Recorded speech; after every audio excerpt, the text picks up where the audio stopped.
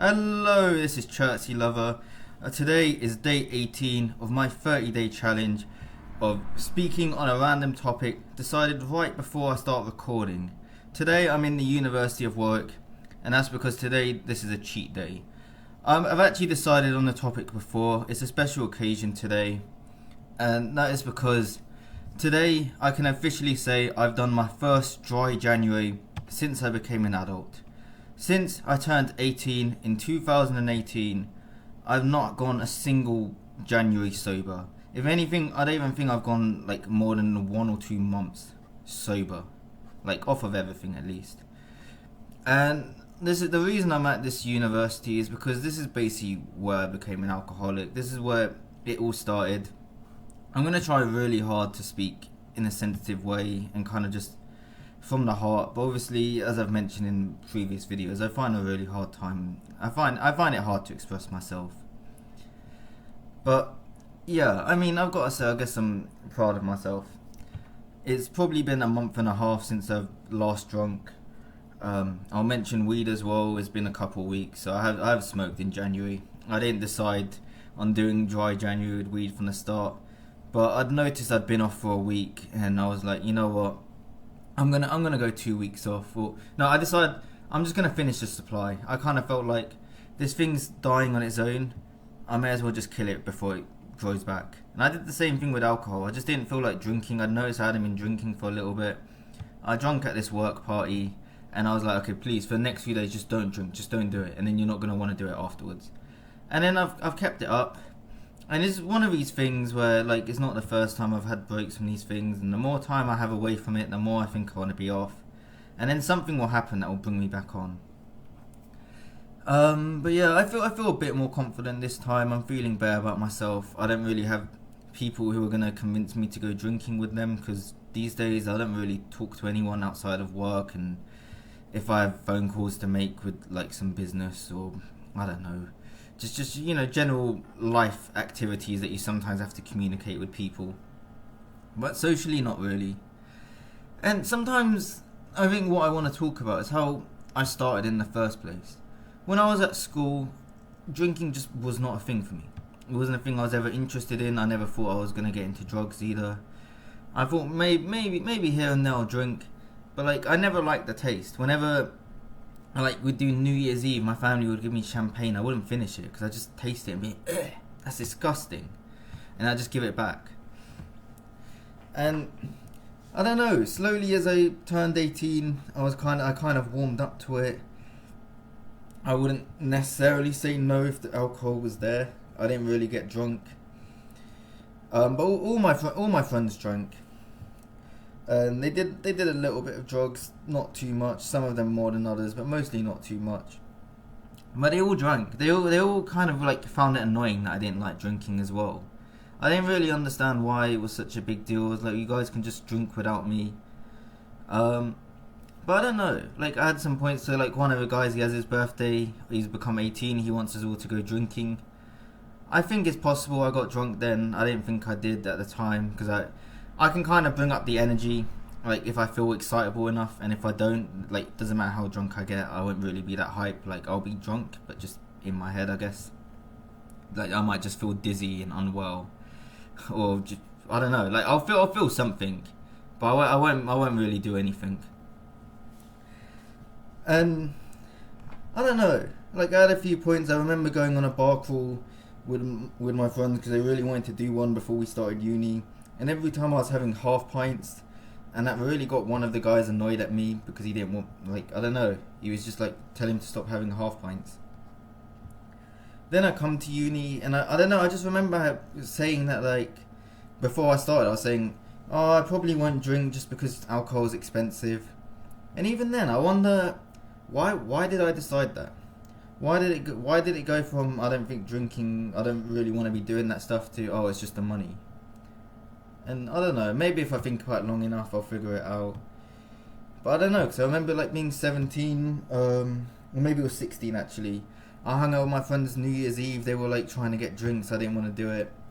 They managed to convince some corner shop to give them alcohol without ID. And then these guys go, oh, we're going to go to a party. they managed to find someone to go, and I was like, no, I don't want to go to that. I'm not interested. I went home. I did maths revision when the new year started. I didn't care. I had nothing to do, so I started doing maths revision. But yeah, I don't know. And then I started uni. People in my flat start giving out drinks for free.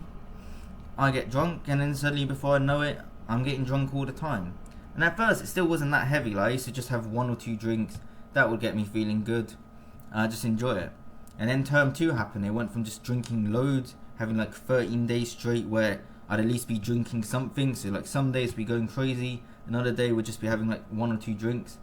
And then maybe I'd have 1 day off, and then we just start again, having loads of days in a row drinking.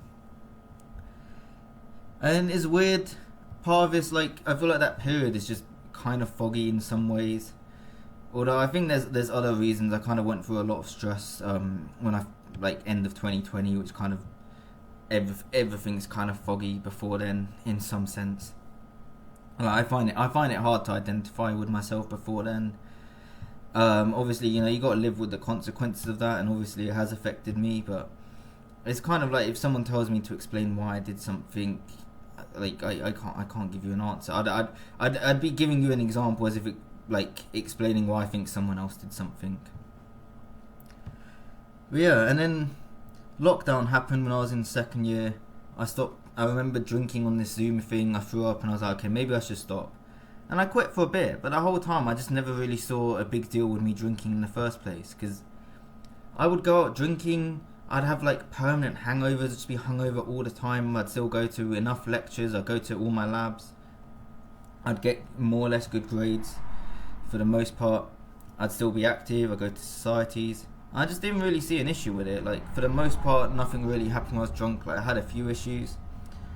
Obviously, if I wasn't drinking, I'd had no issues, which I think is quite an important thing to consider. But for the most part, it was just like, my life just carried on like normal. I'd just be drunk all the time and not have an issue. I'd even drink on my own sometimes, and I just didn't see a problem with it. And even like recently, because I've been saying like I've been sober recently, I drink on my own. If anything, I felt like drinking on my own was better, because I'd be like, well, if I'm with other people, I might get motivated to do something stupid. If I'm on my own, I don't know. For the most part, I wouldn't. I guess a stupid thing I'd do was I went back on Discord when I was drunk, and then decided to stay on it for a month until deleting it again. And now I see it as I don't know. I feel like a lot of my behaviour is kind of on these like tiny little things that can affect things, but they'll have big consequences. So that's why I really think it's important I stick to it this time. Because even just like that tiny little extra bit of feeling bad can like be the difference between if I'm gonna make the effort to, I don't know what, but like just make the effort to do something that I wouldn't have otherwise.